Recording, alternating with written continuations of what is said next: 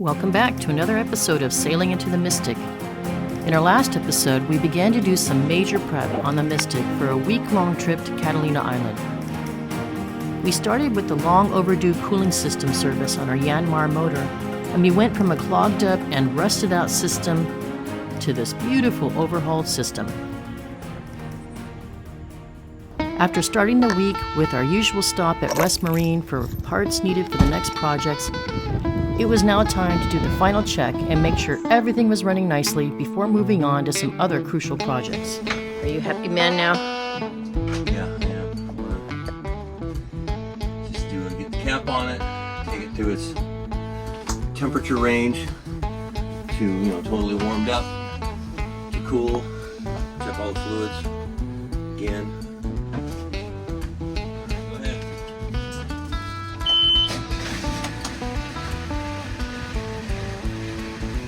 Don't check that we're spitting water out the side or the exhaust. Yep.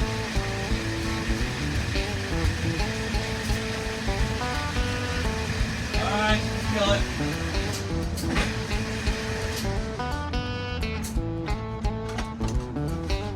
Alright, good. That's sounding great. Yeah, really good.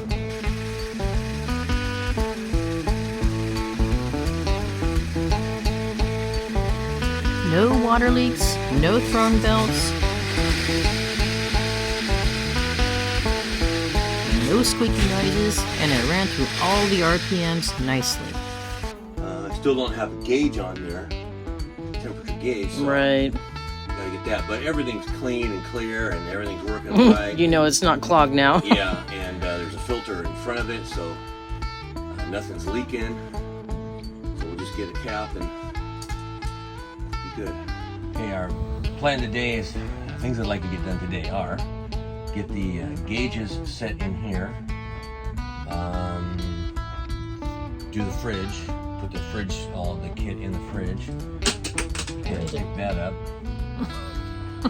And I'd like to put in, we bought some of that EVA foam decking, faux decking. So I want to try that, and I got to decide where I want it. All right, so today I'm gonna put my gauge cluster in here. So this whole time we've had the boat, we've had a temperature gauge, which is down there, which you can't even read. It's terrible. And I found out that it's not even really hooked up to the proper spot. It's just hooked up, like to the engine block, which really doesn't give you an accurate reading for the engine temperature, the coolant temperature. So it's worthless. So we just did a big major service on the cooling system and unplugged, unblocked everything. So it's flowing really great. Got a new water pump in there, all new coolant. So that's set. Now I want to put in a gauge cluster that I kind of threw together. This was from an old road sign. Oh, that, okay. And so, we just kind of, this is just the first attempt to prototype. So we're going to go like that. And I'll probably have to seal it up and we're gonna do that. This is just prototype 1. I actually think I want it smaller than this. I don't like it that big. With the wheel fit? Oh yeah. Yeah, and the wheel fits just right here, and okay. It just moves just fine. So today I just want to get these 2 gauges hooked up, and then run the engine for a little while, and then just see what they do. I know that the senders that I have are not matching for these gauges, but I also brought an infrared temp sensor, so I'll be able to just get everything else wired in, except I know the senders are correct, the gauges are not. They're on order, they're coming in, so just have everything wired and then just swap out the gauges when they get here.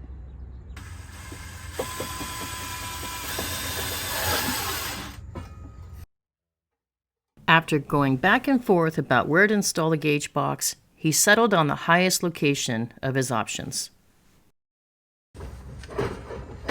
Yeah, I think that's better. I had it down here before. That's better.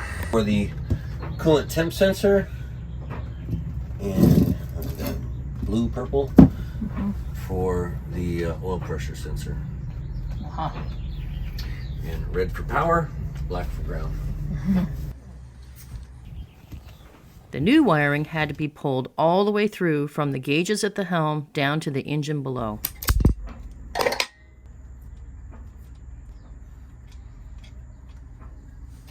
Tim was happy knowing that all of the old wiring is now being replaced with the new marine tinned wire.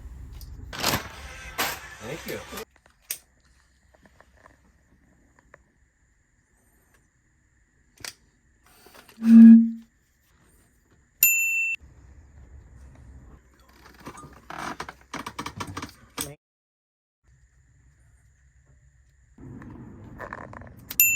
So these gauges are just crap gauges I had laying around. I'm sure, or I know for a fact, the senders are not going to match these. So I'm just looking for the lights to come on, for the gauge to do something. You know, whether it matches the actual temperature or pressure, I really doubt. But it's wired correct for the new gauges that will come in here and will match the senders. Okay, going for that first test fire.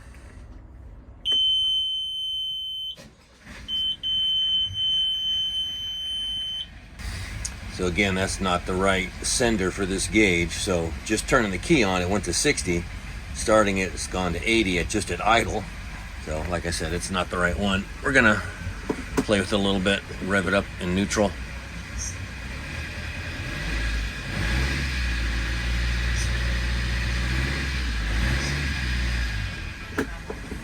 Yeah, that's not right. So now we'll see what the temp sender does. Might take a little bit. We'll go down below and check on everything about down there. Nice temporary fix. Ooh, spent some money on those. You know, it's just a prototype. There's going to be a final version coming up based on what we're learning from that one.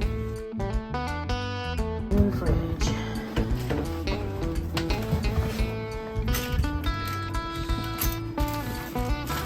First bought the boat, the fridge was working, and then... No, the fridge wasn't working. That's right, it was not working. Did you add more? R22s. I added a little bit, and it got cold, but it just kept losing it, and it was so small, I couldn't figure out where it's coming from, and it was so old. But it held for like a year. Like for a year we used it, and then it started leaking. Yeah. And then we had to keep refilling. Then I kept, you know, trying to bring it back to life, and then finally the compressor just locked up on it, just shorted out, locked up. So it just wasn't worth replacing that compressor. So we got this new one, and it looked, you know, it's so much smaller. Which makes me happy. Yeah, so much smaller. It's going to be much more efficient on the energy it's going to use. You know, it comes with a new thermostat, which is nice because I needed a new thermostat anyway. The other one was frozen, just locked up, so it wouldn't move. So yeah, so everything it's just a smart thing to do. Just get one.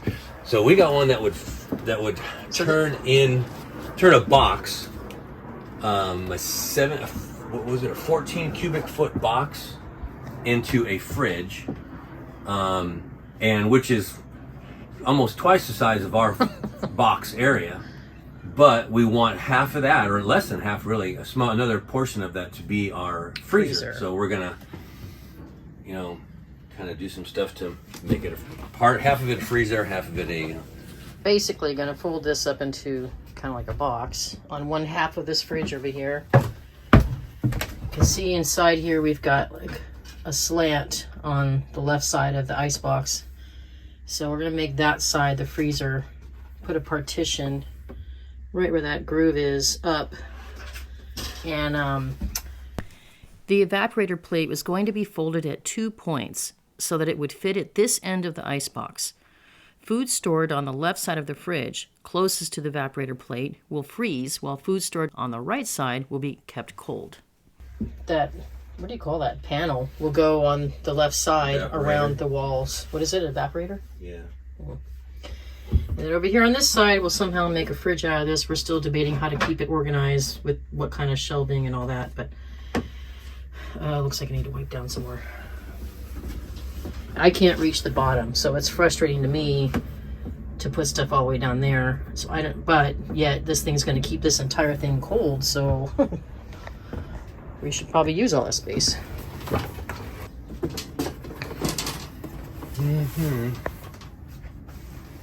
So this part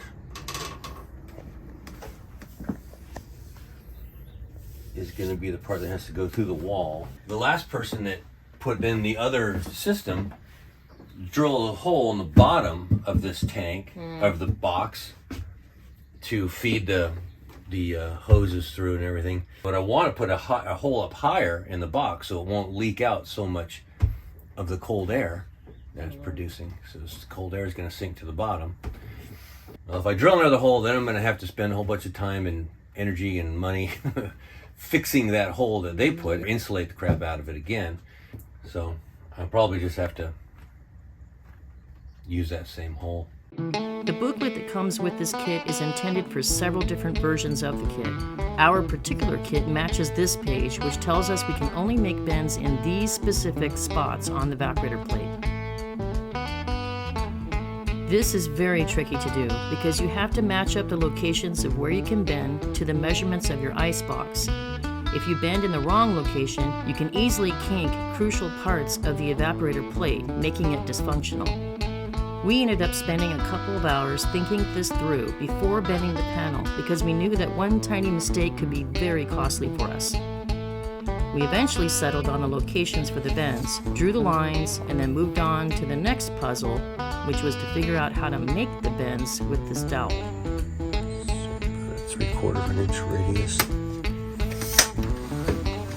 So the other thing is that we have to make this stand off of the wall, so it's not going to be attached to the wall. Okay. It's going to be 1 inch That's what off I was the wall. confused about. All right. So if you're going in a box, this piece, the width of it is 12.5, but now it's going to be 11.5. Right. So now So now the bend's this gotta length is going to be the easy length, but from the middle one, that's going to be, from here to the next one is going to be be 1 inch minus 11.5, yeah. So then there's the next tricky part, is this radius, this bend, you're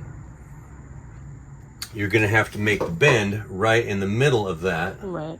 So you wouldn't want to start the bend right there or even start there because it'd be too long. So we're going to split it right down the middle of that radius. What the radius is about 3/4 of an inch, so I could bring that down 3/4 of an inch. Won't make a difference this way because we got plenty of room here, but it would make a difference on this width right here, which would be the middle, you know, as it goes around the corner, that 11 inch. I don't want to screw that up. I want that to be 11 inches. I don't really have anything to screw it onto, and it's got to be pretty tall. Outside, yeah, on the lockers outside. Yeah, that's what my guess. So we just finished drawing the lines on the opposite side so that when we bend them we can see the lines on both sides. We're supposed to drill this dowel into something to be able to bend it, but we don't have anything to drill it into here. You come out here, baby.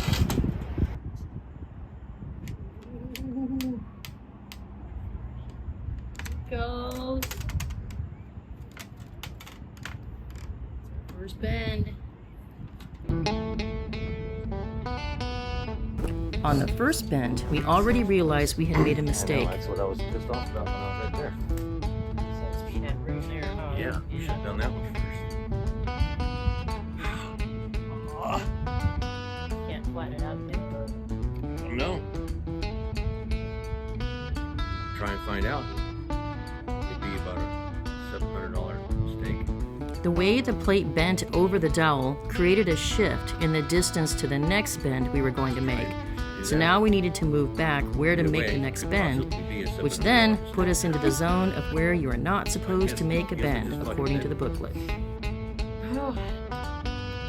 We were perplexed about what to do next. So the other thing is that we can go skinnier in here. So I can go in here a little further, and then when it goes against it, it'll just open up on the other end. Do that so you're not on the line.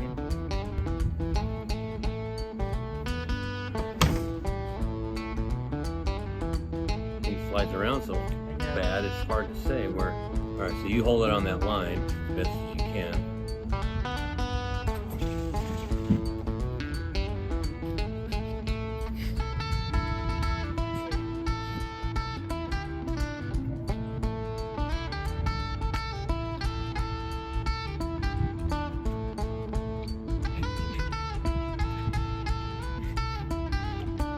It's 12 and a half, so. Yeah, I think we did it. Fucking kinked it. There. No circulation. And on the second bend, Tim indeed noticed a small kink that could affect the flow of the refrigerant. The only choice was just to keep moving forward to install it and see what happens.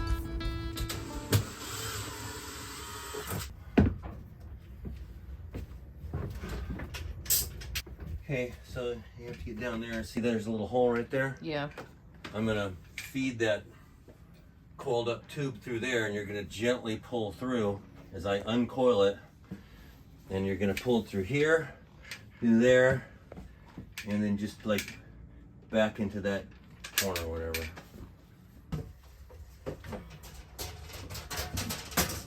Gently.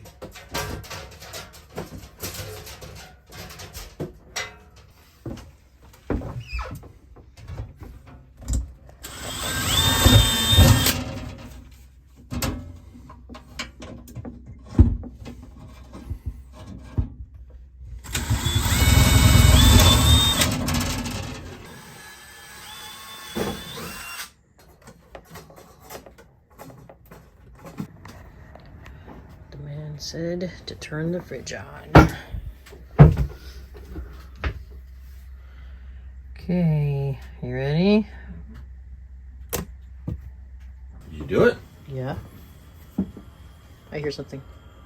I hear it. It is quiet. Yeah.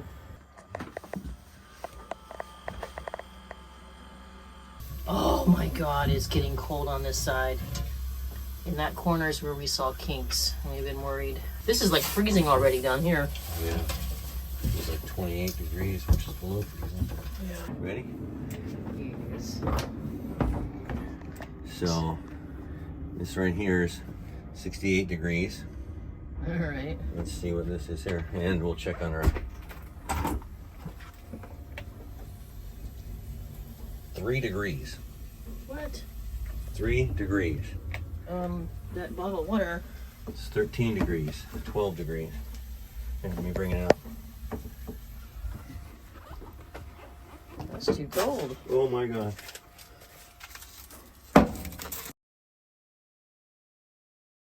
All right, now we get to try this cork flooring, which we're gonna start right here in the cockpit and see how that works. We just cleaned that up really good and took this table off. And Tim is just finished his measurements now. He's got it laid out there. We would love to have someone come and install the beautiful cork decking that we see many people have on their boats at the marina. But after getting an estimate for the costs on our boat, we said no way.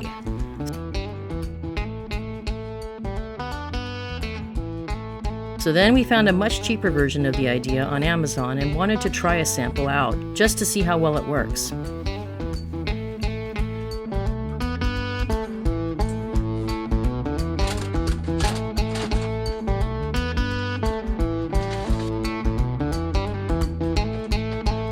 It turned out looking pretty nice, but I'll say that after 8 months of use, I'll have to admit that there are some stains and fading that can't be prevented. All in all, the last couple of weekends have been very productive, and now, next weekend, we're going out on a weekend-long sail with Tim's sister, Michelle, which will give us an opportunity to test everything before the big upcoming Catalina sailing trip.